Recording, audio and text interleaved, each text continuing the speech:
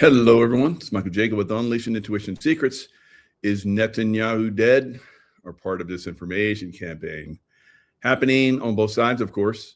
Black Monday collapse. Will we see? I've seen a lot of stuff that, oil prices are, still going up. Are we going to have a stock market crash on Monday, Black Monday? We'll talk about it. And the history, long-term history of Iran and Israel. The Jews and the Persians, going all the way back to Zoroastrian times, and Cyrus the Great, and how he freed them from Babylon and helped them rebuild the Second Temple. So we'll talk about all of that coming up to current time frames, Roman time frames, all that. So real good history of the Jews and Iranians, and how they've worked closely together for a long time until the crazy Muslims came in, right? So, and of course, that's part of one of the Abrahamic religions. So, what's going on there? So we'll dive into all that. First, let's look at what is going on with Netanyahu. So he disappeared for a while. And everybody started, and they've done the same thing with Trump, of course. And they started saying, a lot of people, a lot of influencers are out there with, some pretty credible, background information. Netanyahu coming out, he's got like 6 fingers and he's talking, and obviously CGI. Now, did his team put that out, or somebody else put that out, or disinformation is running rampant, right? Now he just came out, I guess, a few hours ago. He went to a Starbucks or something and got a cup of coffee. And he was joking around about his, demise, and how, nope, he's still around. So dispelling the rumors that he was killed in a strike and his body shipped to Germany. So was he killed? Was he dead before? So a lot of people say he's been dead. And somebody, he's had a body double, and now I guess he's got, if you're along those lines, maybe he's got a body triple, right? So another Netanyahu shows up. So we'll have to, figure that over time. Now we've heard that Israel will be saved for last. I believe that Netanyahu at some point will be removed from the scene. We've already seen, in the Iranian side, they've removed the evil from that position, but they're still cleaning house over there. So I think that, between the two, it's a long-term process of evil, being, inserting itself and overcoming good. So we know that we're in the process of destroying evil and rising consciousness and so forth. So that's what we're going to kind of focus on today. All right, so let's look at this thing about Netanyahu. Here he is. Remember the thing about the 6 fingers. So he's showing, look, I got 5 fingers here. Right? Netanyahu posts video in response to Iran rumors. Actually, these rumors were all over the world, but maybe it was Iran that was spreading them. Netanyahu trolls conspiracy theorists, duped into thinking he was dead by AI video. I'm dead for coffee, he says. Netanyahu mocks rumors of his death. Right? So he dies for coffee. All right. So now there's other things out there that are being, disinformation during this time frame. Well, we've been talking about this for years. We go all the way back to COVID lockdown. That was total disinformation campaign. But disinformation, what is it?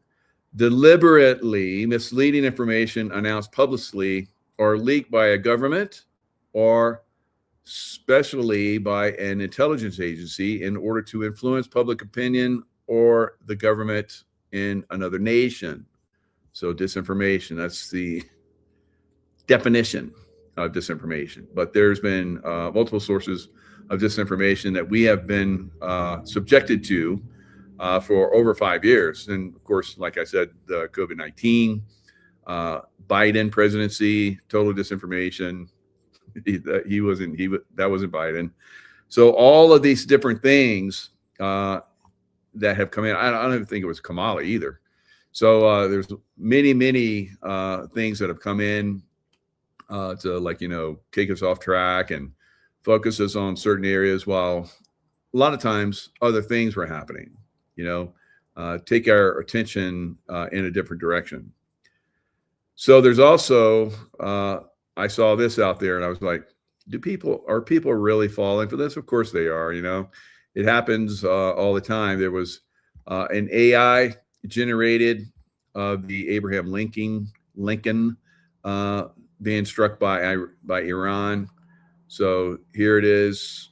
It's all CGI, right? Similar post showing the two clips alongside a similar claim spread across social media. So be careful what you are paid or you're watching on social media. In various languages, Iran repeatedly claimed to have struck the USS Abraham Lincoln. Now, I saw it, and there's, psychics are also out there. I don't know if they're being influenced to say, bullshit, or if they're, they're being directed. Because I've been the target of people I think have had negative influence on them, saying bad things about me, saying that I was a clone and so forth. People that I've worked with over time turned on me and said that I was a clone. So that's false. Although there's some of you out there that still believe that, that's okay. You're going to believe what you're going to believe. So as we go forward, there's going to be more and more and more that's going to continue to come out. Disinformation, because CGI is getting really good. AI is getting really good. So there'll be, you can create whole narratives like you just saw with the Abraham Lincoln. I think there was video out there of that. And then there was another one that I saw recently where a B-2 bomber was shot down and they paraded it through the streets of Tehran. So that was a good one. All right. So the disinformation campaign is real, guys. Fact check. Fact check. I don't. When I see fact check, I'm like, oh, that's bullshit. But in this case, it was real. All right. So I don't know how to get the hairy nose out of there. This is ridiculous. Yahoo, screw you, Yahoo. But anyway, here's it says a faux video. Does a video show a real American B-2 bomber after being shot down and being paraded through the streets in Iran? No, that's not true. I mean, you can look at it and look at it in relation to this bridge, and it's I guess it's still smoking. I don't know. So good CGI, guys. All right. So disinformation, you're going to have to be very, very, watchful going forward of all the disinformation that's going on out there. There'll be really good counter information. So you got to do a little bit of your own work. And if you're finding that, there's some stuff here, because I saw on Nino's show, he had a guy on that was talking about it. Seemed kind of legit to me. And then I did a little research. And then right after that, that's when, Netanyahu, supposedly Netanyahu, came out and said, I'm dead for coffee. Right. So joking around, look, 5 fingers. So all kind of crazy stuff out there. All right. So market watch. Are we going to see Black Monday? It's hit or miss right now, really, with the stock market. The stock market, I believe, is, stayed fairly high, comparatively. It's getting a little bit of drawback. Is there a possibility it's going to crash? Yes. But if it does crash, I think it's going to be 5 or 10%. But if this war goes on longer, there is the potential that, the stock market crash that I've been predicting could happen now. Right? It's good to be coming in a little sooner because events may transpire. If Iran somehow drops a nuke somewhere, they get desperate. They're like, oh, these guys are definitely going to take us down, and they drop a nuke, or a nuke goes off in the United States. I guess they're searching for nukes in the United States, have been for many years. I think they've found a few of them actually, but over time, if we do see a nuclear blast or something like a nuke going off, then that's probably going to take the stock market down, regardless of where it's at, right? Now, fundamentally, I think the stock market should be crashing already. But of course, these things, usually stock market is the last to do a super spike. It really hasn't done its super spike yet. So is it going to? I think we may get a pullback. Like I said, 5-10%. This is the way it's worked in the past.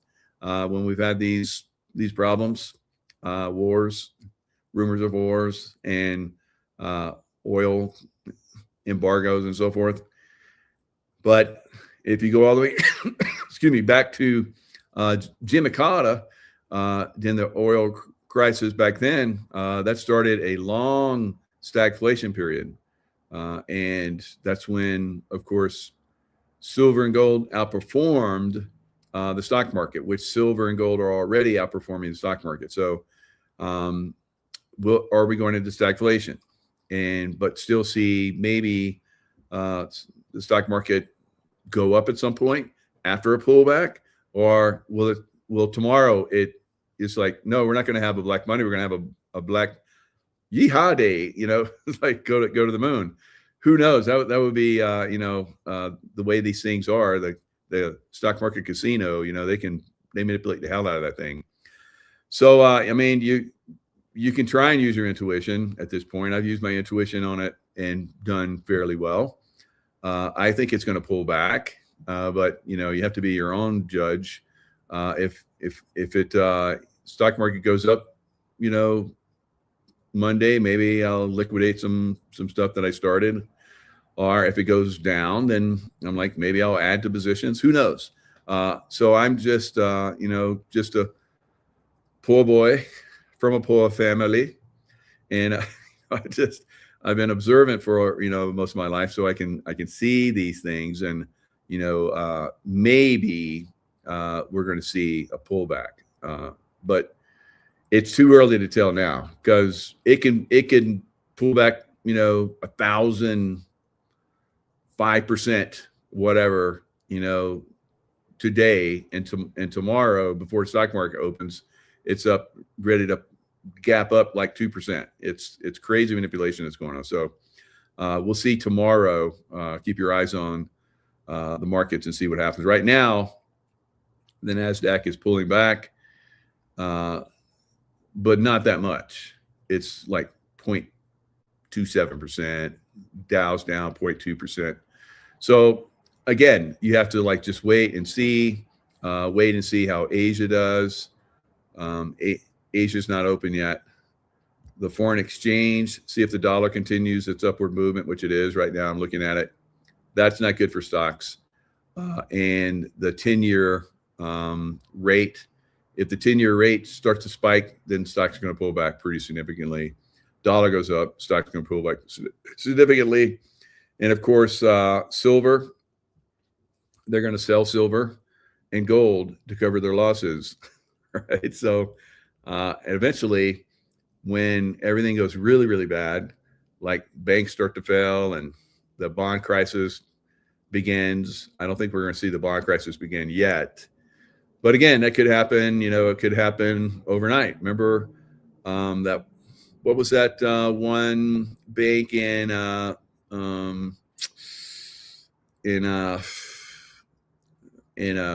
like the financial, not financial, but the tech industry, whatever that bank was, it collapsed within 72 hours. Some people got word of it and that their big guys were moving money, and they started, there was a bank run. I think we're going to have bank runs like crazy. Now, you guys might remember back in 2008, they restricted how much money you could pull out of the ATMs. And even if you went in to get more money, they restrict how much you get. They restrict how much money you can get out of the bank now. They've done that for years. So they've already started protecting themselves for bank runs, guys. Right. So if you got a lot of money in the bank, it could get frozen very easily. If you got a lot of money in, I'd say, stock market, whatever, that could get frozen. And if you have money in silver and gold, you'll be able to go and get money, right? Because that's the way it's always been. It's and at some point, people are gonna, once we go into this financial crisis, which will come, the money's going to go into silver and gold on a level that's going to be epic, right? It's already done a little bit of that. We've had a little taste of that. They've been able to manipulate and control that for the last couple of months. But at some point, once the stock market does collapse and banks start collapse, if you don't have money set aside, if you don't have ideally silver and gold set aside, you're gonna get wiped. You're gonna get completely wiped. You won't be able to pay bills. You won't be able to go buy groceries because everything's gonna be frozen. So that's just my thoughts on that. It might not happen, but I think it will. Right? I'm pretty sure it's going to, because this happened in Cyprus, where everything was frozen for like 6 weeks. And the same thing happened in Lebanon after, remember, they had that big blast. Now, Juan O'Savin was on my show, and I talked about it. I did a video on it and talked about it, and I said that Israel came in and blew that shit up. So they had some underground stuff going on. And Juan came on yesterday and said the same thing. Not yesterday, it was the day before, it was Friday. So it's crazy. And then after that, the people rose up and they put gallows out there with nooses and stuff. And all of the, people that were in the political realm resigned. Right. So, and then everything froze. The banks froze the money in the accounts. People literally were going in and robbing the banks to get their money out of the banks. So it was crazy. So it's coming, unfortunately. So you have to position yourself. I would say be completely out of debt. Don't have credit cards, blah, blah, blah. Unfortunately, most people are not going to be able to do that because everybody's been brainwashed into believing get loans, get a mortgage, and you're gonna, if you get a good rate, then that's the best you're gonna do, and you're golden. No, for me, it's been paying cash for everything, and I've been holding my money aside, waiting for this downturn so that I can incredible. That's going to the thing that we're going to be looking at. So as I've been talking, the stock market's been going down. Future's been going down pretty good. So we could see that Black Monday. So just be heads up on that. If the Black Monday comes, you might want to be a little proactive and get some money out of the bank, making sure that you're able to cover your loans, whatever you have. Maybe your child's in tuition for college, ways that you can pay. I have multiple ways to pay. I have lots and lots to, like 2 years worth of, I can last if everything collapses. So monetarily, and a lot further with stuff that I have invested. So you may not, like I said, get the ability to go into your investments. So you need to be ready and able to pay bills. Start to plan now. Right? If it's a few months out, or if it's tomorrow or the next day, then act in fear, right? Stay in the love vibration. Fear. If you're in fear, that's what they want. They're going to control you, and you're going to lose everything. So don't go there. You're going to do stuff that's all right. I have people that, give me a lot of insights, and we've been talking about this for quite some time. This is lead into as far as like Iran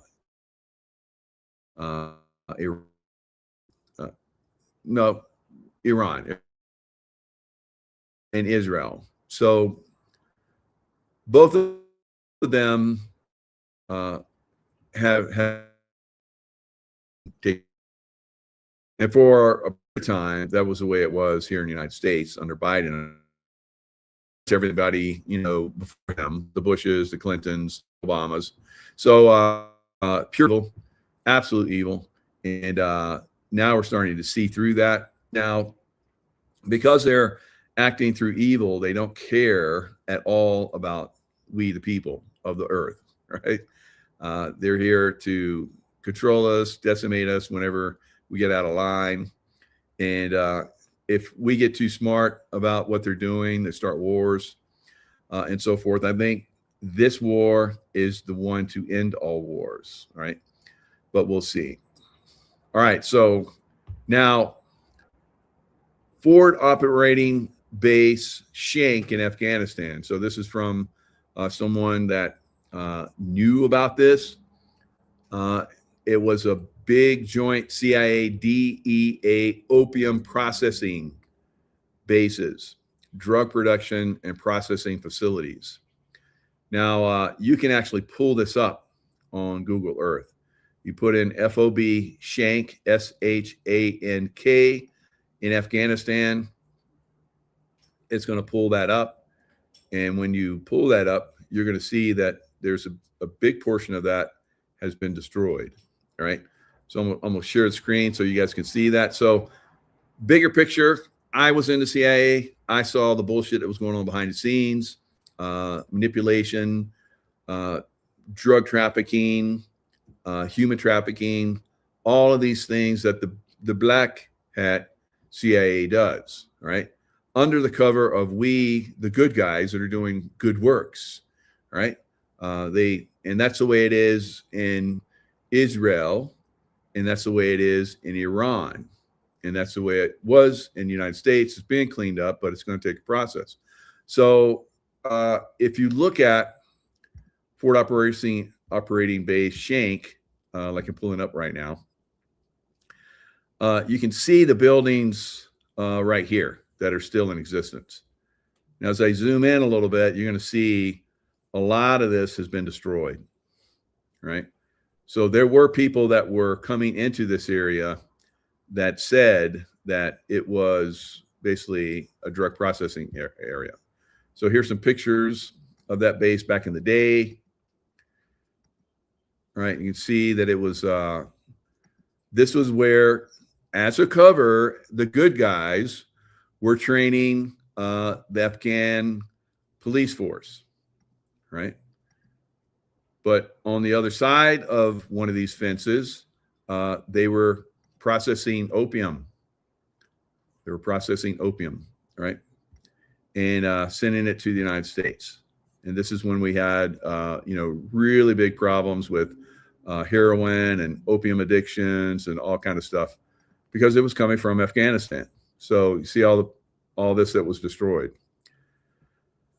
So I'm going to just guess, because I wasn't personally there, but I've had people that have passed information on to me that's what happened there. So you still have where they did the training, of course, and then the areas where they did the opium processing has been destroyed to cover the activities of what they were doing. I guess when they decided to pull out of Afghanistan at the last moment and not give all those people for 20 years that they'd helped and covered and trained, and they just pulled right out. It's like left them hanging while they're burning all those buildings. So what and who took control of all that opium.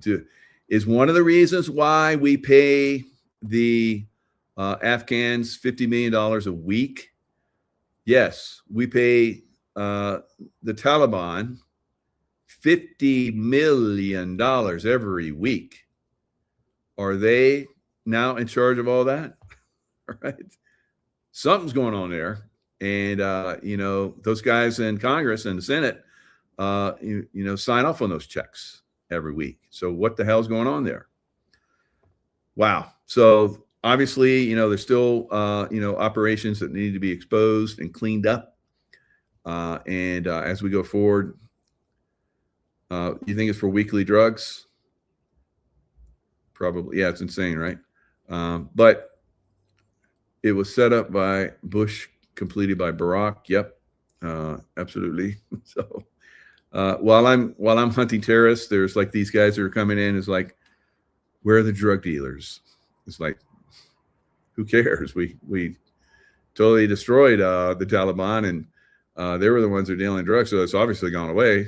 And nope, we took them out so that the CIA could take over their operations. Wow. And we had the military basically protecting a lot of those opium fields. So, and then they would have like occasionally, probably somebody was growing opium that was on the pay, on the baksheesh, and that farmer is not involved. So let's send the military over there and chop it all down to make it look like, we're taking out the opium. Yeah, that's what they did. So that's crazy, right? It's very frustrating. That's one of the things that we're, moving forward, we have to expose. Now, we know that Judas Iscariot in the biblical, with Jesus. So I'm gonna bounce around in history here, but this all relates. All right, it relates to current times and how these evil ones throughout time have gained power and have control. Now, on the surface, you'll have the good guys operating, doing their thing, throughout history, and then you have the bad guys come in and work their way to the top and start controlling things and making sure the little minions, rise through the ranks, not through merit, because they're idiots. They're always idiots, right? And they choose the idiots because it can control them, all right? But those of us that are involved are like, these guys are screwing up our stuff. We could have this war over within months. We got all these idiots coming in and doing stupid. What is that? It's the baddies. So Judas was a zealot. Now zealots, they were the problem. Just like the zealots of the Muslims, who are the Shia. I call them the shits, right? The Shia are the ones that are violent. The rest of the Muslims, for the most part, are peace-loving. And that's what the religion's all about.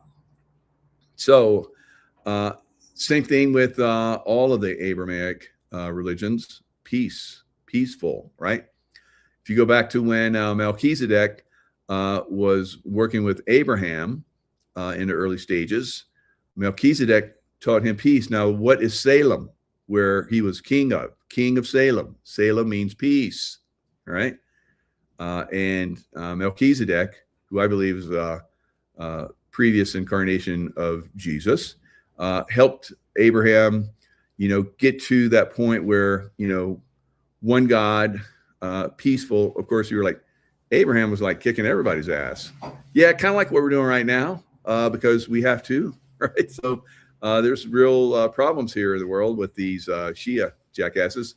So we have to start to take them out. Now, this could be a worldwide thing, and I think it's going to be, because these Shia multiply like fleas, and they're everywhere. So, and that's their intention, to come in, multiply, and take over, and do this Sharia law stuff. Now, at some point, I think that we're going to get to the point where, everything is so perfect I mean, why would you want to, be violent and take over something which they seem to do because that's their culture when it's going to benefit you?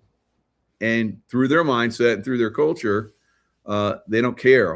They're driven to, take out everybody that's not Muslim and control everything through Sharia law, which is it basically kills their creativity, because anytime you kill the feminine side, the creativity, they burk up all the women, you're going to kill a culture. And so they come in and they feed off other cultures. They're vampiric, right? So they come in and feed off another culture until it's dead. You go many places in the Middle East. I've been to Yemen, and it's so vampiric there that everything's almost completely collapsed. All right. It was the same thing in Afghanistan. It was the same thing in some areas of Iraq where the Shia were very prominent. Now the other sects, like I said, they're very peaceful, and they're very easily controlled by these violent mofos. That's Iran. They came into a very peaceful Iran, and Jewish based all the way back from, like I'm going to talk about, all the way back to Cyrus the Great, and they overcame all that stuff, and because they're peaceful, they just came in. It's like, oh, we're going to make everything right. Sound like the Bidens and the Obamas and the Bushes. Everything's going to be good. It's going to be much better. Yeah, for you guys, but for everybody else, shit, right? So that's the way these guys operate, unfortunately, and that's why they're promoted throughout Europe, and why we brought in millions of them into the United States to basically take over and turn everything to shit, right? The Shia are going to turn everything to shit, right? All right, so Judas Iscariot. So Jesus brought him in, and he was part of the 12 disciples. There were many more, of course. There were women. Mary Magdalene was there, and lots of other women. They don't talk about that, of course, because it's almost like, why do we always have to take these beautiful offshoots of a new religion like Christianity was, and roll it back into some kind of male dominated thing? It should be balanced. But we come in and male dominate this stuff, patriarchate, and it eventually is destructive, right? I would say the Muslim religion is probably the most dominant patriarchal system on earth right now, and you can see how violent it is and how destructive it is. So we have to get to that point where, look, everything's going to be much better, and if you don't agree with that, we're going to put you in prison. And if you want to fight, we'll kill you if you need to go that way, because what we're doing in Iran right now. So it's going to continue. So Judas, that Judas gave up Jesus, and there's some very interesting information about Judas that before this I was doing research, and it says his resume may also have included identification as a zealot. So the zealots basically rose up against Rome, and Rome came in and spanked them, right? Spanked them hard, all right? Basically destroyed Israel. So that's the Roman side of things.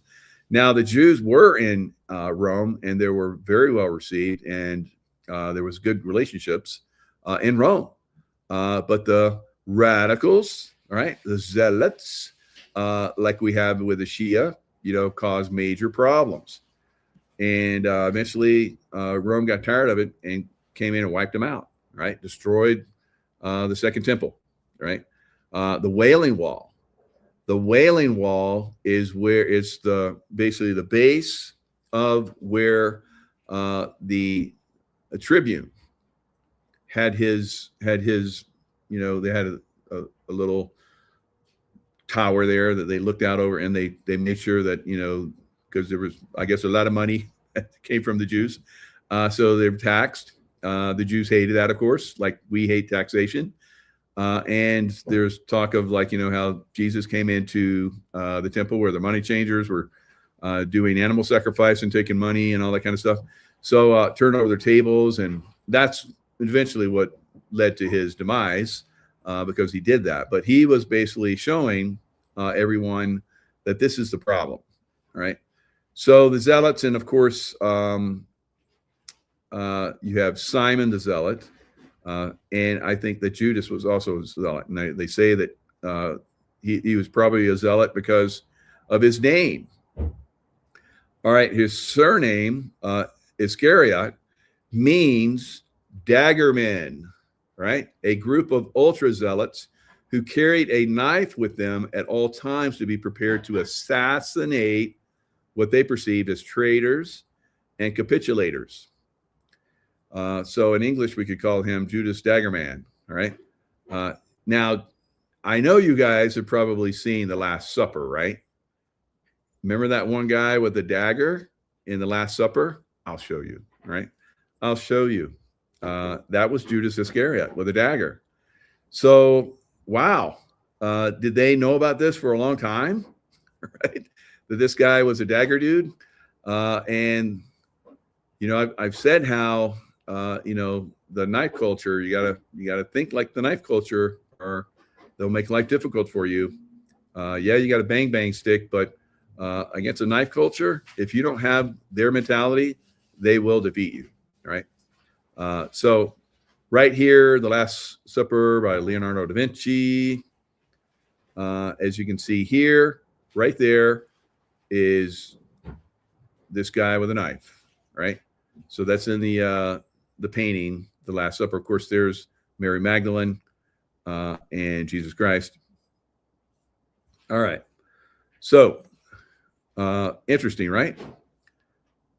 Questions? Right. It should be very clear now that we've had this culture that comes in and destroys what is good, right?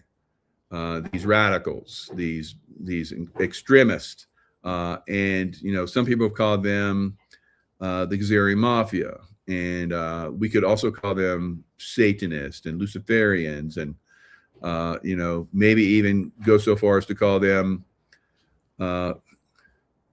Draco, right? So lizard hybrids, right? So that's some of the things that we're seeing right now, and we're disclosing. Going so far as to do the hybrid thing. I think that's been around for a long time. These guys knew it. I think Jesus knew it. He was disclosing it. But he was a fun guy. He had a good sense of humor and very loving, and he knew your past lives, and he told you about your past lives, and a lot of the people that have reached that level of enlightenment, they can do that. So Jewish revolt against a Roman rule began in 666 CE. So of course Jesus died in 33. Right, so he was born in his 33rd year CE. He died 33 degree Mason. So these guys take this information and they twist it and shove it back at us in a very negative way. I'm not very happy about that. So anyway, so that's who. If you've ever seen The Last Supper and you wondered who that guy was that wielded that knife, that was Judas, right? Because he was Judas Iscariot, the radical knife wielders, right? How about that? Yes, you learned something today. I'm glad. All right, so there's a lot more to learn. So a lot of you have heard the CIA involvement in drug trafficking. Now there have been, they will say baseless, right? Although, why do they have to burn all those buildings? Baseless claims that they were involved in drug trafficking, right? So, you're not going to get the truth from the CIA. You're not going to get the truth for a lot of things until sometimes a lot of time has passed, like Judas Iscariot. Did Judas Iscariot commit suicide. He's like, oh, take this 30 pieces of silver. Now, Judas Iscariot was in charge of all of the donations that came to Jesus and the disciples. And like I said, there's a lot more than 12. There are dozens and dozens of people would follow Jesus. And there were people that donated, and so they were taken care of. They got food and so forth and clothing if they need it. Judas Iscariot was in charge of that money. So like the money changers or the tax collectors in Israel, they always took a little extra to cover their, that was their fee, so that they could, focus on, collecting taxes. Well, the strange thing is, kind of like what we see with a lot of our people in Congress and the Senate, they became very wealthy, right? So that's coming off the top was not more than, it was a lot more than a little bit, right? Just like our congressmen and senators. I saw where, recently I was looking at one that had like 5 houses and like millions, $12 million in the bank, and like $1 million worth of silver and all kind of crazy stuff. So now we've seen a lot of these guys go bye-bye just recently. We saw, in Texas, Pat McCain, as I call him, he didn't even make the primary. He got voted out, and he's a big supporter of this negative Israeli side, right?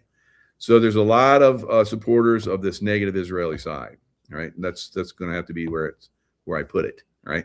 Because there's a lot of people who come in and say you're anti-Jew, and I'm like, no, I'm not. I'm anti-baddie, right? So baddies infiltrate everywhere, and so baddies infiltrated our Congress and our Senate. I don't think there's like maybe other than maybe 1 or 2 good, maybe a handful of good senators, and maybe a couple handfuls, if we're lucky, congressmen that are not corrupt guys. They're all just like Judas Iscariot, skimming and diming us out, we the people. So he dimed out Jesus. Now, did he take that 30 pieces of silver? These are the things that, I think the Bible, sometimes they get confused, or somebody comes in and manipulates that information, because there is a lot of manipulated information in that Bible, especially the New Testament. So he took that 30 pieces of silver and tried to give it back to the temple priests, and they're like, hey, that's over. That's on you. You can't give it back to us. So I guess he threw it down and then went out and hung himself. No, someone hung him. All right. So he did bad, and people were like pissed off at him, and he got hung because he's trying to force a situation that was not anything what Jesus was trying to do. He was trying to get the zealots to rise up and push out the Romans. So this is part of the bad guy side, guys. And they've been doing this for a very, very long time, although there's many, many good people that try to do the right thing. Now, Trump right now, who I believe is a very, very good guy, is demanding Iran surrender. Says he's hearing new leader not alive. Right? So kind of like Netanyahu, right? So why not throw that out there? They're throwing out bullshit. Let's throw a little bit back at them, right? Maybe some of it will stick. So I've heard that, he doesn't have any limbs. He got his legs and arms blown off, and that's probably hearsay and manipulated stuff, disinformation. I don't know. But so Trump is, throwing little BS back at him. So Donald Trump said Friday that the U.S. had carried out a bombing raid on Iran's Karg Island, a strategically vital island in the Persian Gulf that serves as the country's largest oil terminal. Now, you guys might remember that I said, of course, Iran's foreign minister claims new supreme leaders in excellent health. So you guys might remember maybe about a week ago when Trump came out and said mostly this war's over. The day before that, I said, we're probably going to put some boots on the ground in Karg Island. All right. So they just bombed Karg Island. I think Special Forces will seize it. Now they have a 2,500 man Marine Expeditionary Force on the way. I guess they were doing some exercises in the Philippines. They went to Japan where they're stationed, and now they're heading, full speed ahead. And they'll arrive when they arrive, a few days, 5 days, whatever, how long it takes them. In the Navy, you can sail the 7 seas. Same thing with the Marines. They like to sail too, right? And us Marines, and not us, but us Navy SEALs, right? Because I identify with the Marines. I love the Marines. I think they're baddest mofos on the planet when it comes to. I think they are guerrilla warfare, all right, with regular army, but guerrilla warfare, right? Trained. And everywhere they went, people wanted to know who you are. And they came in and decimated. They came into Iraq, and they wrapped that thing up quick. They went to Afghanistan after they wrapped up Iraq and wrapped up Afghanistan. And then the army came in and screwed everything up in Iraq. So they came back and fixed it again. So now they're coming. They're coming. And I think they're going to make a footprint along the shorelines. And now that we have seized, just like we did in Venezuela, now that they have seized, or will soon, Karg Island, they took out the oppositional forces that were on the ground and destroyed the bunker systems or whatever they had. And now it will be easy for special forces to come in. And then the Marines. So because the Marines are like, we're the first on the ground. When they do the landing, it's like, we're there twice before you guys get there, because we go and do the beach survey, and then we come in just before you guys come in. We're on the beach making sure that if you guys fall off and start to drown, we come save you. So, and it's fun. It's fun. We kind of throw barbs at each other, but like I said, I love the Marines, and I think they're going to do a kick-ass job. Now, of course, the bad side is going to disinformation the shit out of this and say that, this is going to turn into Vietnam and blah, blah, blah, blah, blah. Now, in Vietnam and in Iraq and in Afghanistan, the deep state was involved, guys.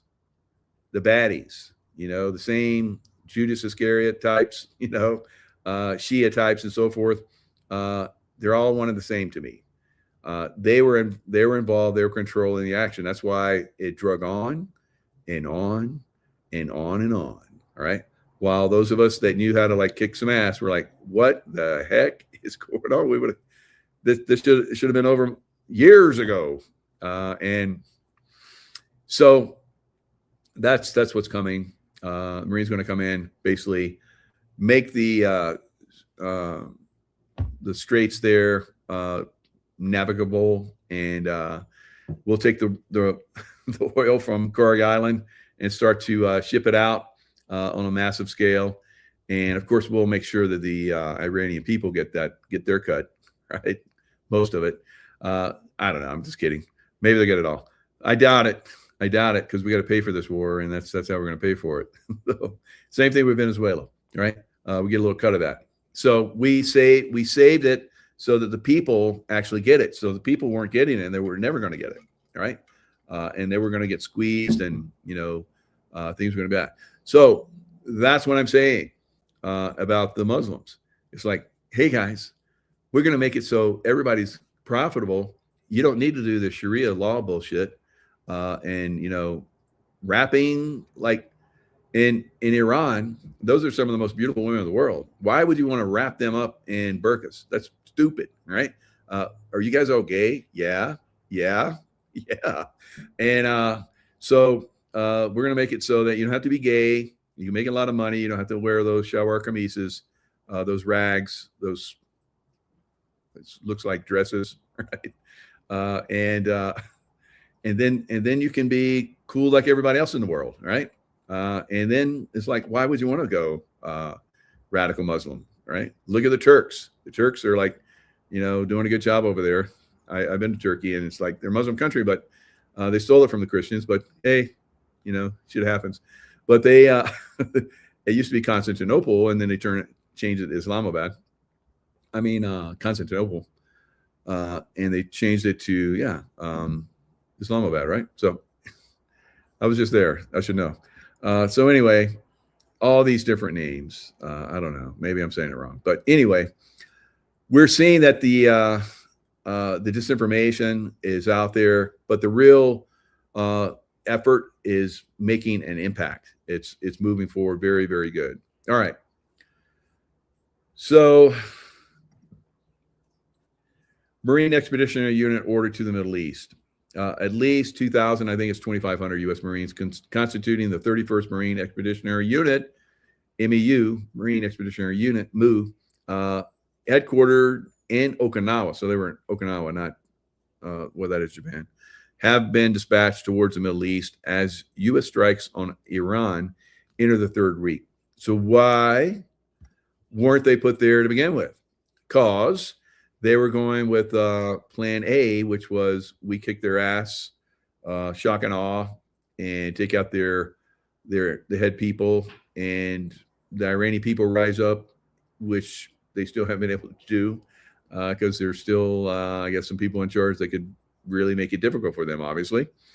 And we're seeing that, that plan A didn't work. So plan B will be to start to, seize certain areas. Special forces go in. Now, Iran has mountainous country all over the place. And these little Shia knuckleheads basically burrowed into those mountains, deep into those mountains. So very hard to get in there and get all their weaponry, especially if they have weapons of mass destruction. Now the SEALs, SEAL Team 6, Delta, are very, very well trained. They've been doing things here in the U.S. because they go after weapons of mass destruction wherever they're at, right? If they're a threat to the United States, they're going after weapons of mass destruction. So they've done it here in the States. I pointed out many years ago when they raided a place in California. And I was like, I know those guys. I used to do the same thing. I looked like that too. So they went in and did probably bioweapons and nuke.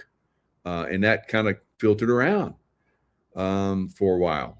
And Juan O'Savin has brought it up several times on some of my shows, but I saw that when it first happened, when they first put it out there. And it was pretty interesting. I was like, well, I do remember we used to train with the FBI in Miami and doing building raids. And we did the same thing in New York and Memphis and LA. So why wouldn't we do it down there in the harbor side? I can't remember the name of it, of somewhere in the LA area. Go in and do a raid for real. So that's what I thought. At first I was like, is there training there? Or that doesn't look like training to me. It looks like the real deal. So eventually it came back that was. So we're going after their nukes. We'll go after their nukes probably in the near term in Iraq. That's my thoughts. So, or Iran. Sorry, keep saying Iraq. But if I say Iraq, I mean Iran. Right? Iraq is getting hammered. They're hammering Iraq. Because we did away with a lot of the Shia, Fallujah and all those places. You just decimated those guys. And so the other guys came in and the Sunni and, made themselves very successful. Their women, walk around in Versace and, super high-heeled, nice shoes and so forth. I saw that in Bahrain. I went to Bahrain one time, and they're all burqa'd up and stuff, and I'm like, but they had nice burqas, and they had nice shoes. What's that one? Not Louis Vuitton, the one with the red Christian. Louboutin. So Christian Louboutin. So they had the Christian Louboutin. And I was like, wow, look at that. That's pretty impressive. And so Daddy eventually is like, okay, you don't have to wear the burqa anymore. And so that's where the feminine comes in good, guys. The feminine will, like we saw here in America, where the mama bears started going into the schools and said bullshit on this COVID bullshit. And they started to take that stuff down on that level. So that's some of the things that happen in the Middle East if the women get supported to the point where they can, start to push a little bit and they get some traction, and then it turns it all around. It's pretty cool. So the Sunnis, they're the goodies, right? And the Sunnis did good stuff. They're in Saudi Arabia, and they're in a lot of not that the Sunnis are always perfect. I guess in Saudi Arabia, they wouldn't let them drive. And then eventually the girls got angry about that, and they did it anyway. And I guess now they can drive, right? So that's the way it happens, right? So we're going to see this turnaround in a lot of these areas. Now, when we finally do take down these radical bastardos in Iran, then everybody's going to go back to the way it used to be, and they're going to really take off. And the Abrahamic, I think, Accords, where President Trump came in and they were going to do peaceful trading and everything. Once that goes in, we're going to see an explosion of wealth in the Middle East. And so all these Shia jackasses, they're not going to have any say anymore. All right. There's no way that they're going to be able to, move around. And if they do, they'll get hammered and they'll go to jail, and they get out of jail. You do it again. You go back to jail longer, do it again, we'll execute you. So it's up to you. And I think that's the way it's going to evolve over time. So once that happens, guys, then we're going to see the consciousness explosion, because a lot of us are, especially in the Middle East right now, because the Iranians are bombing everybody, blowing the hell out of everything. Dubai, like the financial, mecca of the Middle East. People are leaving Dubai in massive numbers. The housing prices are collapsing. They just hit a lot of the oil refineries, and I think Oman and UAE, and all up and down. And they're hammering Iraq because Iraq basically, like I said, turned away from the Shia and the Iranians, and they're like, we can have a better life. We don't need to let those assholes come in and look what that caused this civil war that we decimated each other with. So they're not going to be long for this world. Same thing, Hezbollah in Beirut, and we've already seen the decimation of Hamas. Same thing. These are Shia. These are all Shia guys, the Shiites of the Muslim world. So let's go a little bit further. Gulf countries report new attacks after Iran warns major UAE ports to evacuate. So they're telling them, you guys need to leave because America's using your ports and we're going to blow you up. And so Trump suggests other countries may provide military support to reopen Strait of Hormuz. Once that's open and that oil starts going through, you're probably going to see the stock market take off, right? And occasionally they might hit a ship, but until that happens, until the Marines get their boots on the ground, that's probably not going to happen, guys. Probably not going to happen. All right. No one's going to want to go through there with these savages, sand ninjas. Right. There's other words for them, but these crazies, if they have the opportunity, they're going to hit any kind of shipping. And they're saying that, if you're not American or Israel, you can go through there. Yeah, I trust them, right? So not so much. These guys are on their last legs, I think, and they know it, but they're it's going to have to go through this process. Now let's go back in time. Zoroastrianism. Zoroastrianism. Let me see if I can pull this up. I don't think I have anymore. So anyway, I'll just have to remember I had it, but I put so much in here. I think I pulled something else. But anyway, Zoroaster, and this was like 1600 BC, something crazy, came in, and he basically had one God, and loving, and all this stuff. And of course, at the time, Persia was polytheism, polytheistic. So it basically had a uni God, and one God, and it was very, very similar to what Abraham came out with. Now, Abraham, some have said that Abraham was influenced by Zoroastrianism. And like I said, with what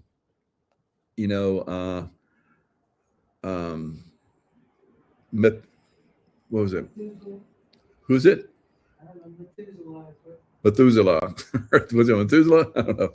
But anyway, the one Salem, he was in charge of Salem. He was the king of Salem, and he influenced. So I said that he was. I've heard and I believe that he was one of Jesus's incarnations.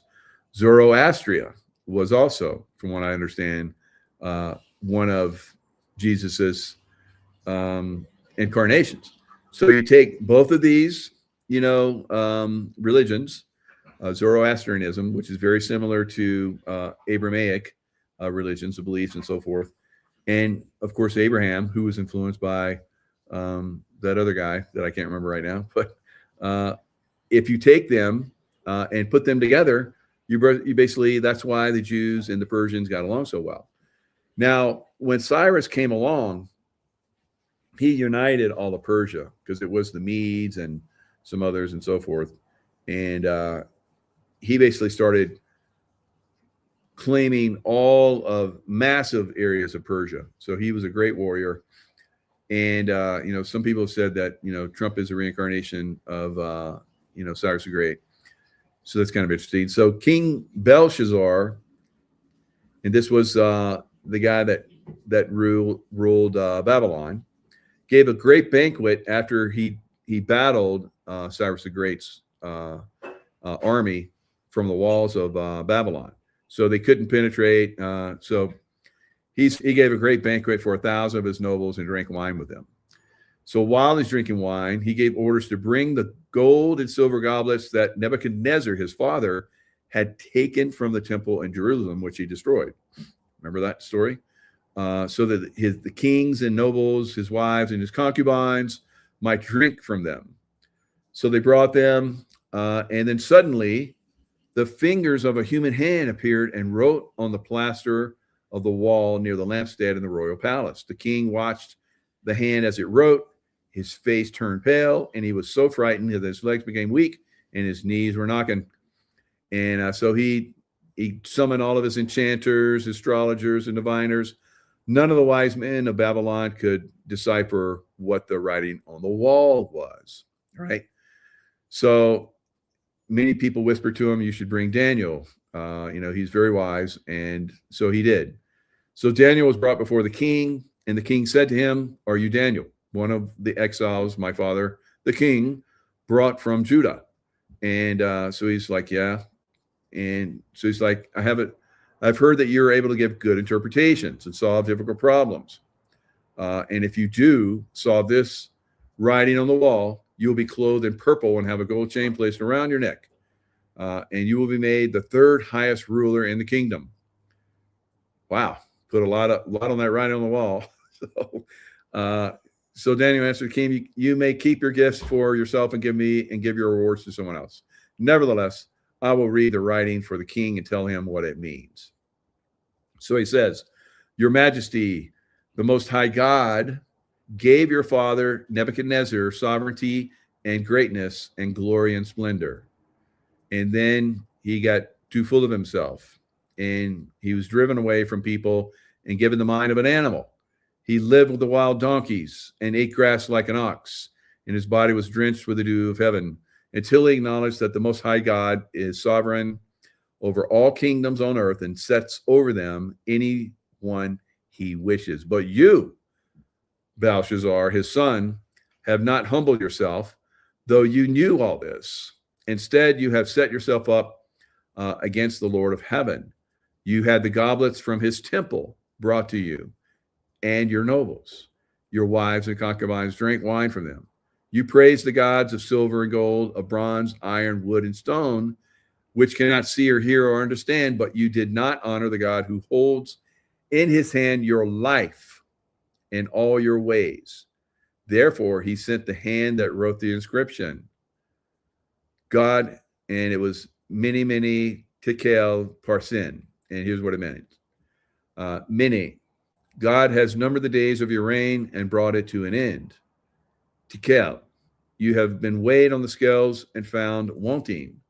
And Perez, your kingdom is divided and given to the Medes and Persians. Then, at Belshazzar's command, Daniel was clothed in purple, golden chain placed around his neck. That very night, Belshazzar, king of the Babylonians, was slain. He was slain. All right. So the writing on the wall. Now, who was this guy? Cyrus. He was a badass. Cyrus diverted the Euphrates River. So Babylon had huge gates that went down into the river Euphrates so that no one could come in. And so they had the walls, massive walls. I've been to Babylon. They are quite massive. And so he diverted the river by digging trenches upstream, which allowed the water to lower the level significantly. And that allowed him to go under the gates on the riverbed and then come up into the city and destroy the city. Now, what did Cyrus do afterwards? Cyrus, I believe, started to, his thing was he let everyone go back to their homelands. And he was, religion was like if whatever religion you wanted, you can do your religious thing. All right. Now he was Zoroastrian, remember? But he allowed other people to practice. He didn't force his religion on others. So Daniel, I believe, started to work with, and I haven't seen that anywhere, but I believe that he worked with Cyrus and gave Cyrus really good insights. And from that point, the Jews were part of the court of the Persians. And so that's what we saw that up until 47 years ago when the Shiites came in and basically ran them out.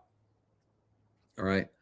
So all that time for thousands of years, the Jews and the Persians got it on, right? Until the Shiites came in, or the Shiites. And they're the baddies, right? So the baddies infiltrate wherever they can infiltrate, and the baddies infiltrated. Now, who supported the Shits, right? The Shits were supported by Britain, right? Britain is like Juan O'Savin and Sheila Holmes, the show that I did with them on Friday. We're all in agreement that we're in the second Revolutionary War against Britain, guys. Britain is the one that is the problem, right? Around the world, China, Iran, and you name it, right? Even here in the United States, probably making sure that our senators and congressmen get lots of money for doing what we, the people, don't want them to do. And I mean, just one example of how effed up these people are. How do you guys like the time change? I know I'm like getting offline, but this is so simple. 80% of Americans don't like the time being changed. And this has been for decades. And they always say, oh, yeah, we're going to change it. We're going to do a study and we're going to change it. They never do. Now, Arizona and Hawaii have changed theirs so that they don't, roll back. They stay forward. And most people want it to stay forward, more daylight. So that's just one example of how completely corrupt, inefficient, and absolute morons our Congress and Senate is, right? Complete bullshit, got to go away. All right. So complete. How many people in our Senate and Congress have a second passport to Israel? Lots of them. Like, I think it's way over 50%, right? So that should be illegal. And in fact, I think in every other country it is, but here in America. So again, infiltration by the baddies, the Luciferian, Satanist, reptoids, right? Coming in and basically, changing the things that, should be good for us. So imagine we're not doing the time change. Imagine we don't have any more wars. Imagine what it's going to do for consciousness, because we're not having to fight these morons and assholes for everything. They're constantly pushing on us and stealing and taking and, property taxes, which shouldn't be there, and income taxes, which shouldn't be there. All of these things, right? So imagine when that's all gone. It's going to be unbelievable. The consciousness explosion, the revolution in conscious, or the renaissance in consciousness, is going to be exquisite.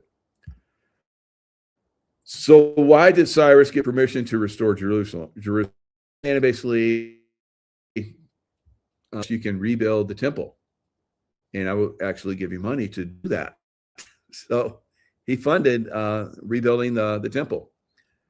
So 200 years before that, there was a prophet, biblical prophecy from Isaiah 44:28 and 45:1. So he said, who says of Cyrus, he is my shepherd, and he shall perform all my pleasure, saying to Jerusalem, you shall be built, and the temple, your foundation shall be laid. This was like a couple hundred years before Cyrus even showed up. So I want those guys on my side, right? And that's why I believe that Cyrus the Great is like Daniel. You're pretty. I heard what you said about the writing on the wall, and I heard that you guys prophesied I would come 200 years ago. You want to hang out? So I'd be like, yeah, of course. So that's what I believe has happened for thousands of years. All right. So there's been a great, relationship between the Persians and the Jews. All right. So let's go into the problems of Islam. And Churchill, of all people, said long ago that there would be a problem with Islam in the future. And he said this in 1899. Wow. So the old boy, I don't know who he's working for, but he seemed to know things. Maybe it was planned and he was part of the plan, whatever. So he goes on, he says, how dreadful are the curses which Mohammedanism lays on its votaries, besides the fanatical frenzy, which is as dangerous in a man as hydrophobia in a dog. There is this fearful fatalistic apathy. The effects are apparent in many countries. Improvident habits, slovenly systems of agriculture. I can vouch for that because they could barely feed themselves, which is very tragic because they got great lands. Sluggish methods of commerce and insecurity of property exist wherever the followers of the prophet rule or live. A degraded sensualism, like I talked about, they suppress the feminine, deprives this life of its grace and refinement, the next of its dignity and sanctity. The fact that in Mohammedan law, every woman must belong to some man. And I cannot believe the liberal white women that are, saying good things about, Islam and how it's all good. They're brainwashed. It's like, ladies, you're going to end up losing everything that you fought for 100 years or more. All right. To some man as his absolute property, doeth whatever he wants, either as a child, a little girl, a wife, or a concubine, must delay the final extinction of slavery until the faith of Islam has ceased to be a great power among men.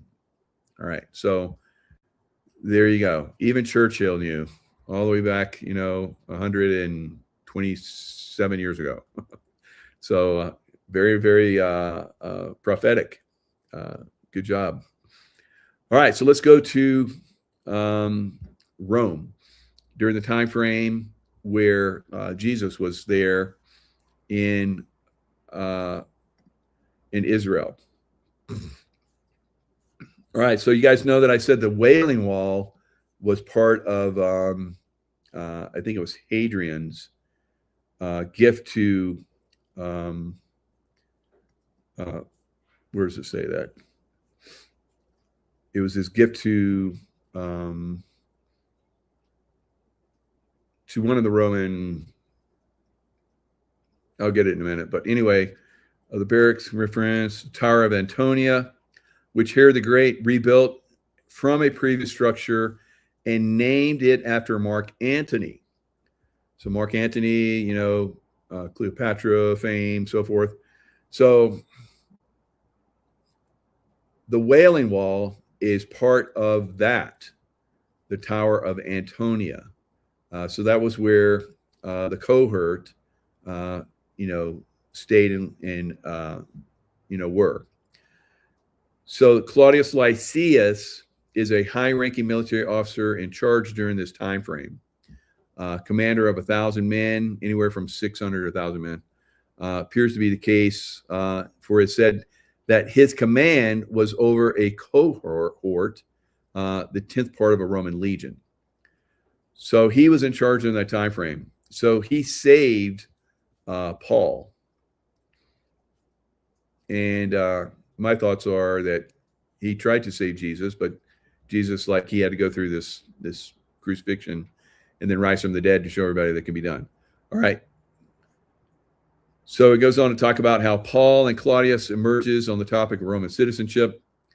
So a Roman citizen was subject to Roman law and thus was protected from such things as being beaten, because he was about to beat Paul, because all of the bad Jews within the temple were saying that he was a bad guy because he had this connection with Jesus, and they'd wanted Jesus crucified because he was going against them.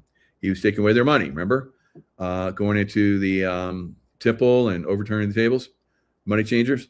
So only a Roman citizen could legally marry another Roman citizen. Citizens were exempted from certain taxes. Beyond this, there was the considerable factor of honor and difference, such as status afforded. Now, Claudius was named after the Roman Emperor Claudius. And when you took the person's name, first name like that, it was because you were given status. So Claudius Lysias is a Greek name. I believe that Lysias was from Greece, and he was from a wealthy family. And a lot of times you had to buy your status in Rome. So he basically bought his status as a Roman tribune. And it talks about him in the Bible and saving Paul. And he was, I believe, the Roman tribune that was there during the time that Jesus was crucified. All right. So here's a picture of him. I made a picture, but it kind of shows you, the kind of level of aristocracy that the tribunes had. So Paul's nephew speaks to Claudius Lysias in the Tower of Antonia, where the Wailing Wall, the portion of it, is there. So remember, in 66, 33 years later, so Jesus crucified in 33 years later, 66, right? We know that the baddies like that 66 number. And they also like to say 33-degree Mason, right? So the 33, 66. And the Romans came in and basically decimated Jerusalem, and they tore down the temple, but they left the Tower of Antonia after Marcus Antonio, so Mark Antony, and so they went underground. There's stories of them going into the tunnel systems under the and burned. They set fire because they try to smoke them out. So they burned, set fires in the underground, chambers and tunnels and so forth that were under the temple, and there was a lot of people died. Right. So these are the zealots. These are the zealots, and of course, probably some good people died too. Right. Very, very sorry, but Jesus never Jewish. Are you kidding me? All right, whatever. So he was Christian. He was always Christian. Is that what you're saying? Right. Very interesting. So yeah, Jesus did go to lots of different places. He was a rabbi, and he went to Greece. He went to the British Isles. He went to Egypt. He also went up into, it's all recorded, went up into the Himalayas to study and all these different sects. That's how he was able to become the level of proficiency as a Christed being, walking on water, healing, and all the stuff that he did. So, yes, he was and never crucified. Whatever. Do you believe that, yeah, so flaky. So anyway, there's a lot of people out there have all these different stories, just like, the Abraham Lincoln was sunk, and, there's B-2 bomber was shot down. The people glam onto this stuff and then run with it. So it is what it is. So those of you that get stuck there, Dolores Cannon had this really good analogy. Said that as our consciousness is rising now at a very fast clip here in she even predicted 2026 as being a very monumental year. And she said that imagine two trains that have left the station. One is the ones that full of the consciousness rising beings, and those are the ones. And then there's ones that are people that are not. Right? We know many of them, right? It seems like most of humanity is on that train to nowhere, right? But some people are running alongside that train, trying to get the attention of people on that train to nowhere with non-thinking individuals that come up with, crap they're thinking. And, I'm not going to go there. I'm not going to get, swept under the train and get run over. I'm on the train going somewhere, higher consciousness. And we've already tried the best we can to awaken a lot of these people. And, there's many that are, yes, ignorant to the truth. All right. So, and some people that believe that Jesus was there was never a man named Jesus, and he was never a Christian, or he's never a Jew, and he never was crucified. They look at us and, say that you guys are not awake. It's like, okay. Right. So, as history goes on, as history is revealed, more of this stuff comes out. Of course, it's suppressed, and then there's people come in with disinformation. Disinformation is across the spectrum, right? Across the spectrum, in everything. All right. So the Antonia Fortress, like I said, was a citadel built. It's in the eastern end of the second wall of the second temple, and it was there to protect the temple. And now it's called the Wailing Wall. So I just think that's interesting that the baddies basically got the temple torn down because they went against the Romans, and the Romans loved the good Jews, and the bad Jews basically made them come and hammer them, just like Trump right now is hammering Iran, guys. So it's biblical. The thing we're in right now is absolutely biblical. Good against evil. All right, so this leads to Joseph of Arimathea. Joseph of Arimathea took, Jesus had the crown of thorns, and Joseph of Arimathea let Jesus have his crypt. And of course, Jesus rose from the dead and pushed the boulder aside because he was, unless you don't believe, he was crucified, of course. And then he pushed the stone aside with his, because he was above the physical at that point, right? And that's what we're moving into. These things I do, you can do even greater. Moving to the point where we rise our consciousness, rise our dimensional frequencies and so forth to higher levels. Of course, the Luciferians and all of them, they want to stop us because they want to control us and they want everybody to have a good deal, kind of like the Shia. No, you can't have like freedoms and, let your beautiful women run around with, Christian Louboutin. No, we're not going to have that. It's not going to happen. So we're gonna restrict the Strait of Hormuz so that people start to starve all around the world, because they are going to, unless it's open. And gas prices are going to go to the moon, which is very possible. And so they're evil. They're evil as F, right? So Glastonbury. So the crown of thorn tree, which grew in Glastonbury, supposedly, and I believe it is the case, where Joseph Arimathea had to escape. He was the richest man in the world. He had a shipping empire, and he went to the Glastonbury area of Britain, and where the tin mines were, and his ships brought back the tin, which they combined with copper and made bronze, which was what the soldiers wore, and they became Romans. And so he became very wealthy doing that. So the baddies basically came in and, hammered him, threw him in jail, and eventually he got thrown on a ship. And, he and Mary Magdalene, who was pregnant, they were pushed off, and no sails, no food or water, and it rained, so they caught water.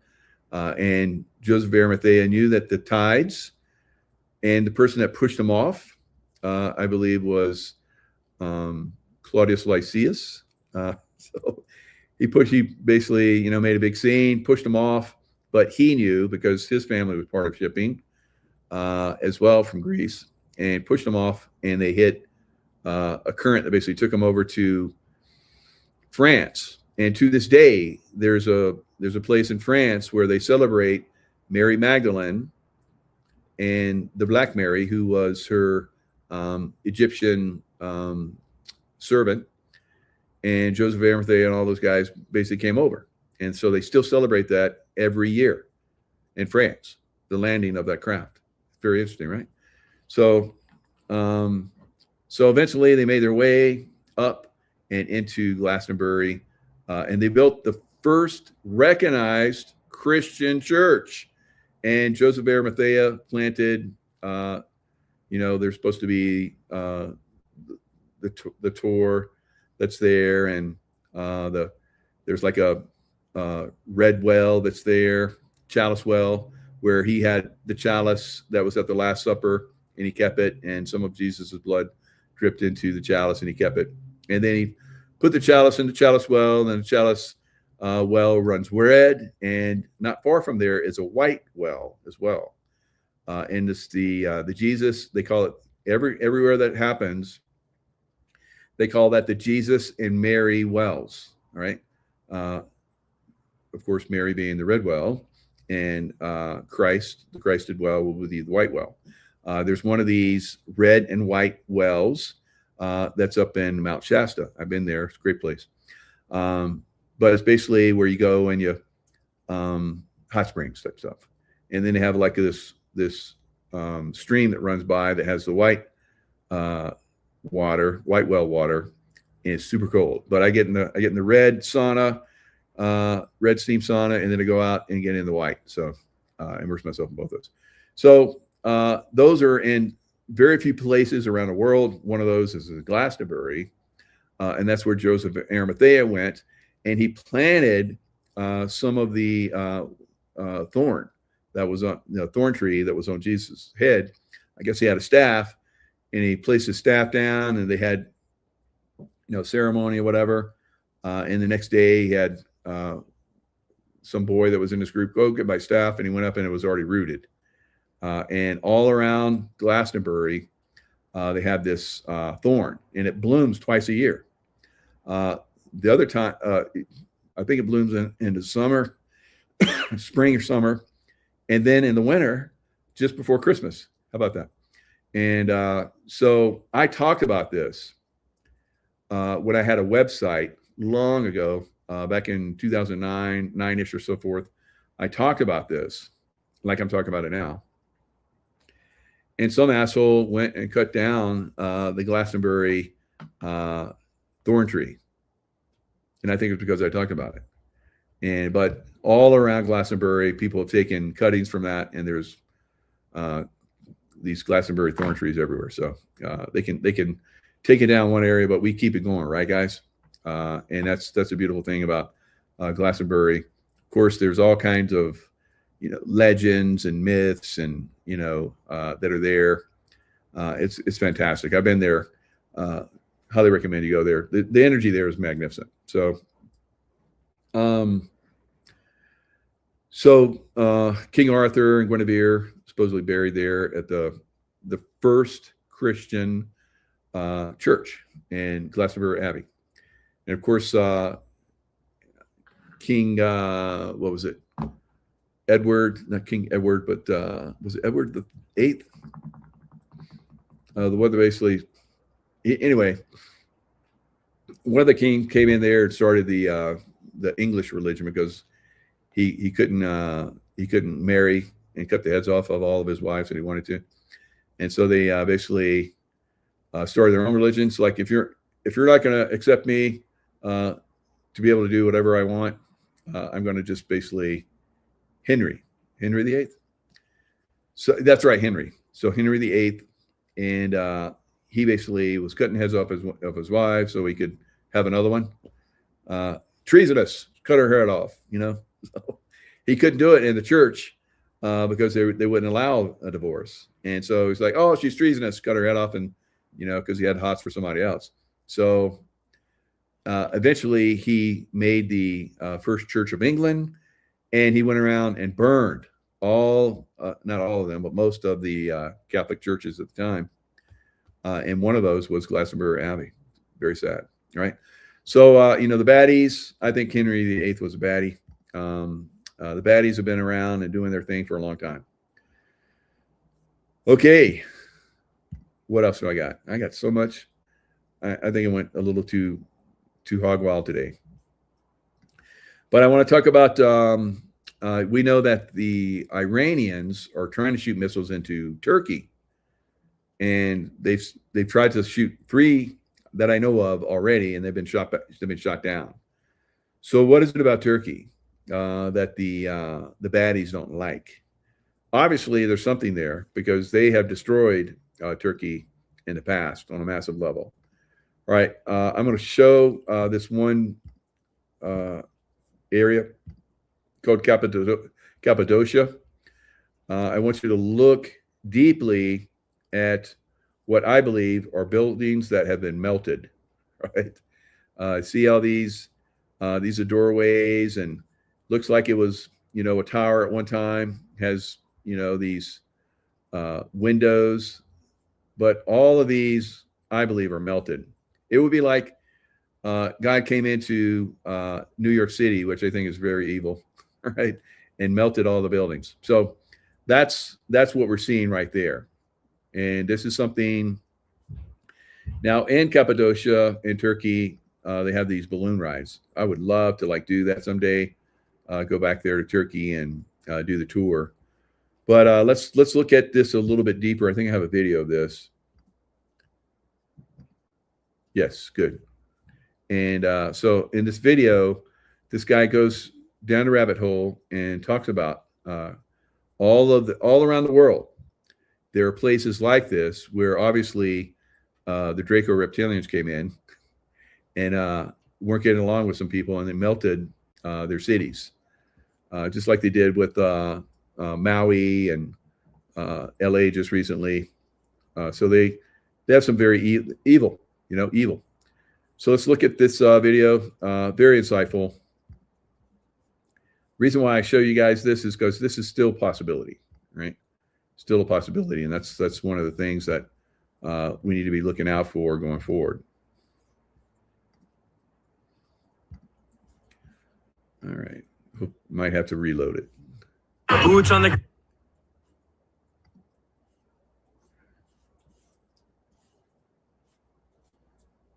All right, reload.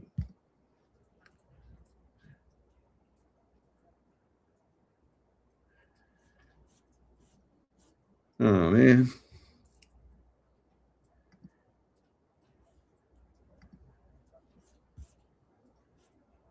Now it's lost.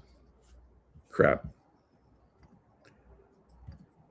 Well, let me go back over here. I know my wife shared it with me. Let me go over into her little messages and pull it up. Hopefully it'll work this time.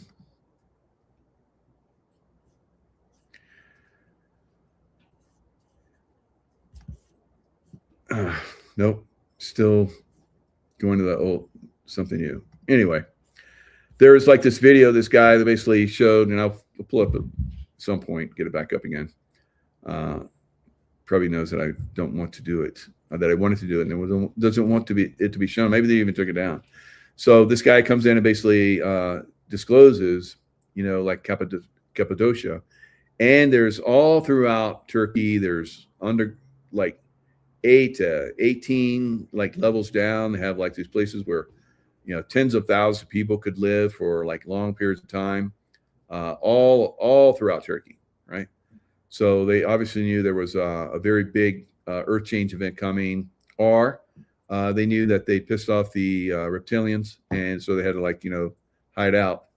I don't know. So all around the world, there's like these areas where things seem to have been like subsided. So we have all these places in the United States where we have these underground, Atlanta, underground, you name it, cities all around America, where why do they put cities underground?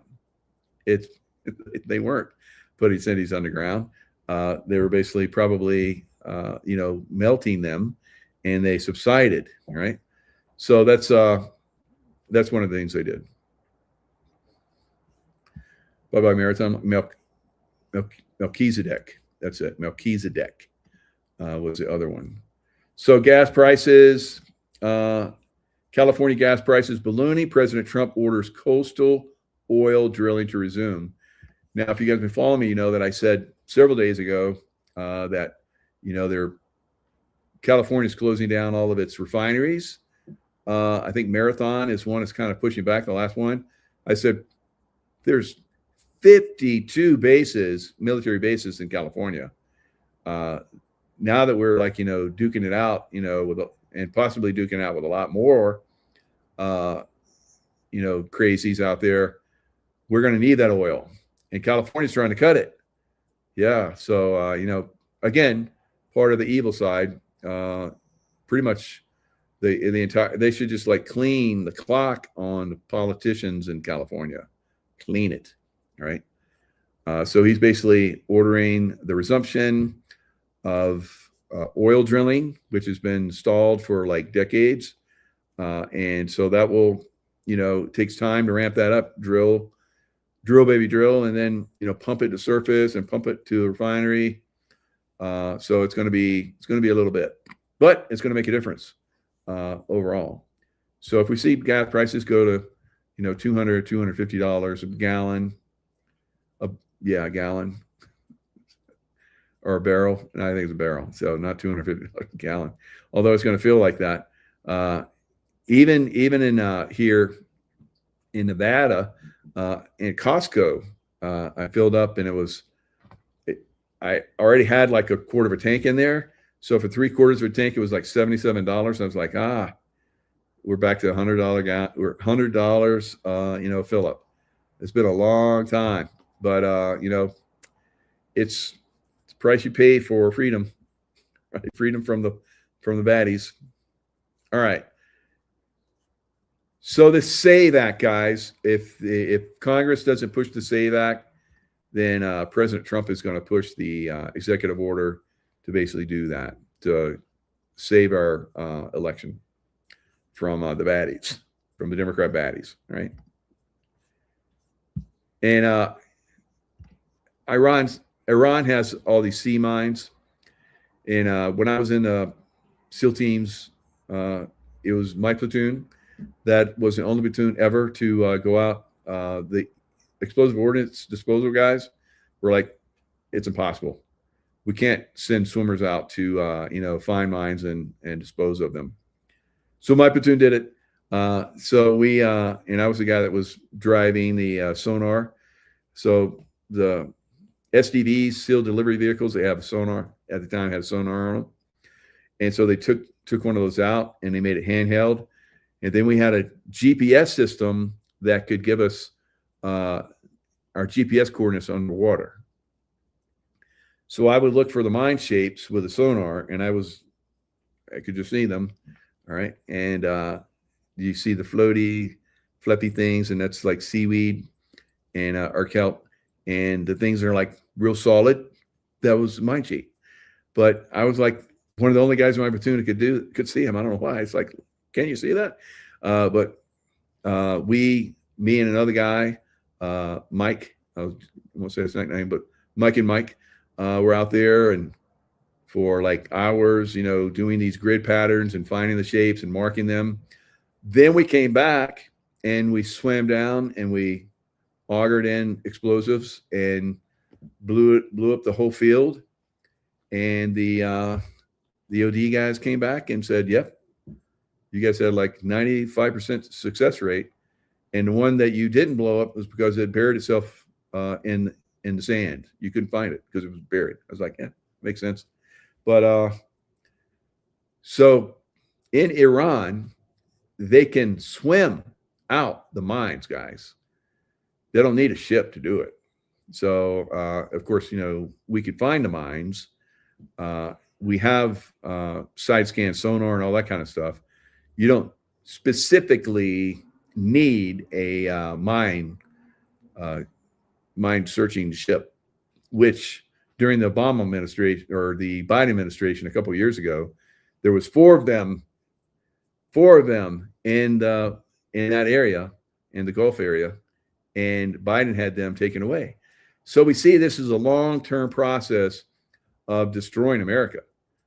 You take Gavin Newsom, basically, doing away with all of the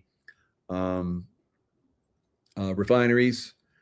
Now, President Trump has said for the first time in, I think, 30 or 40 years, they're building a new refinery, I think, in Texas. Yay. So maybe he's going to come in and those refineries are shut down. He's going to say, start them back up. Bullshit, Newsom, and all you demon rats, right? Trying to destroy America. And then, of course, we're going to have their little, puppets who are the environmentalists are going to cry and scream and yell and, prostrate themselves on the shore, whatever. It's craziness.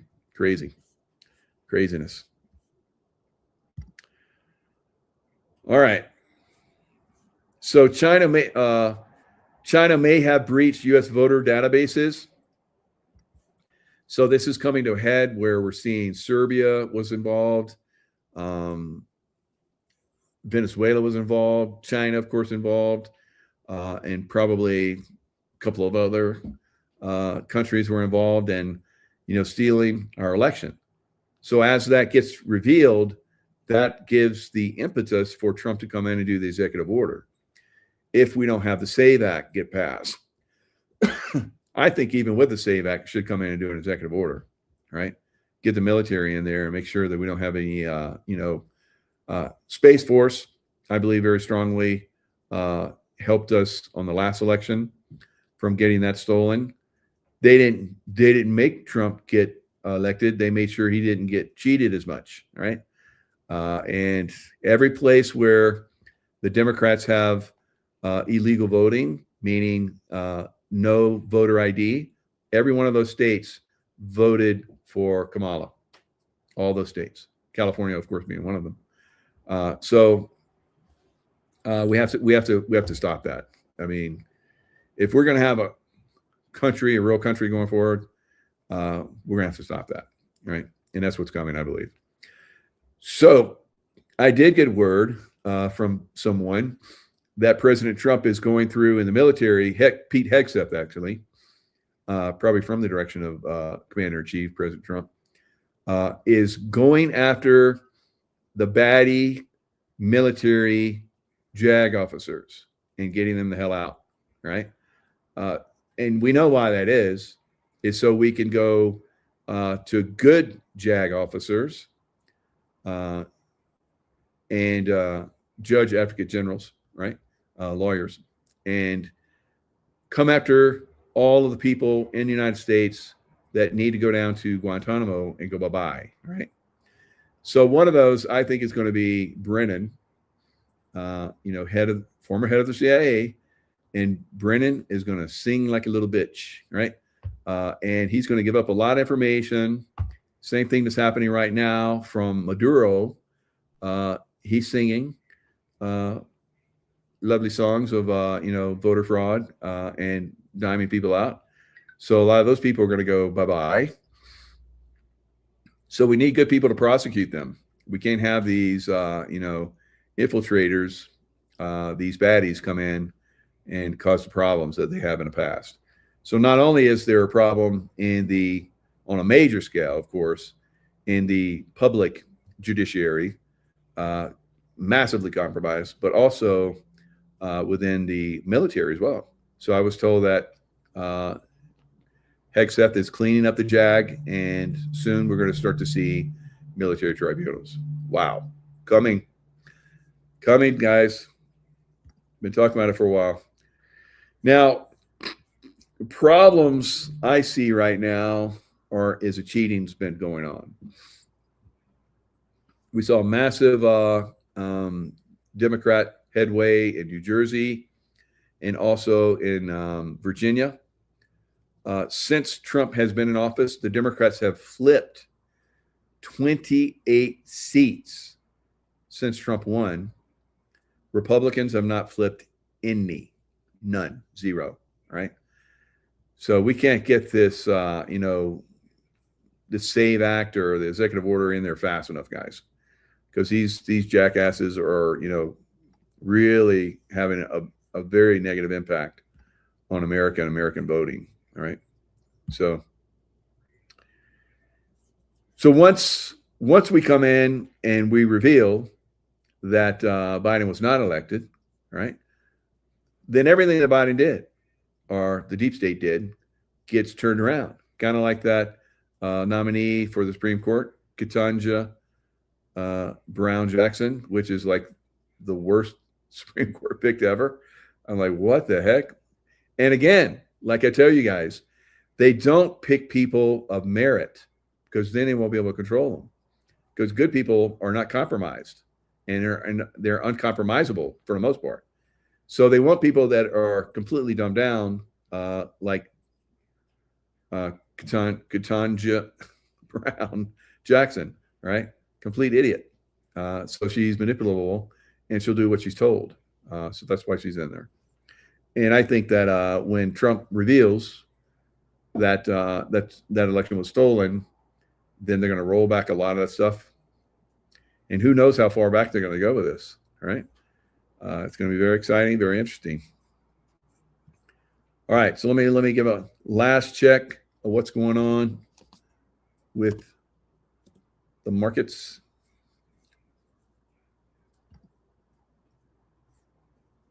Oh, wow. The markets are up in futures. So did something happen? So oil fell back. It's back. It fell back $1. So see, you never know. You never know with the stock market, guys. Lots of manipulation going on. Lots of disinformation, disinformation and manipulation. Disinformation, manipulation. So we'll see. We'll see what happens. Crypto is up nicely. And Silver is up 8 cents. Gold is down $30, just above that 5,000 threshold. And silver has maintained the $80 threshold. So we'll see going forward, how this plays out. So there's a lot of technical signals that were triggered.